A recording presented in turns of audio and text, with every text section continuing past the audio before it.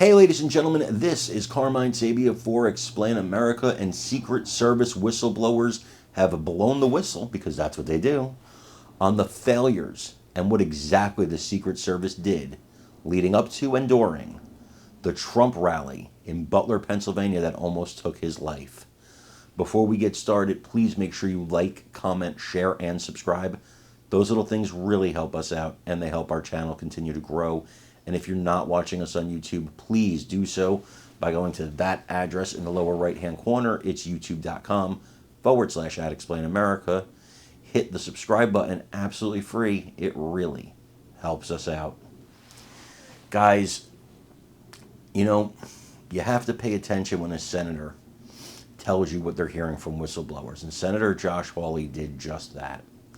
An epic failure of the Secret Service doesn't even begin to describe what happened in the lead up to and during the attempt on former President Donald Trump's life in Butler, Pennsylvania by a deranged young man whose motive we still don't know. Well, I have ideas, but we don't have an official motive. We may never have an official motive.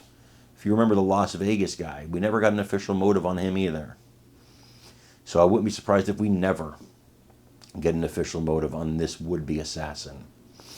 That said, Josh Hawley said that the people in charge and the people present at Trump's rally were like the Keystone Cops, just like the worst of the Secret Service. Not necessarily the agents, but the people who were in charge were like the worst of the worst. People who have failed their tests and still got another chance because, well, they're a woman. And former Director Cheadle wanted a certain amount of women in the Secret Service. And because of that, she put the former president's life in danger. And God only knows who else's life she put in danger. Were these people ever in charge of security for Vice President Harris or President Joe Biden or anybody else? I doubt they only worked the Trump event. Who else were they placed in charge of? What exactly happened here? So many questions, still so few answers. What I want you to do is watch what the senator has to say here, and then let me know what you think in the comments. Some new whistleblower reporting. What are they telling you now, Senator?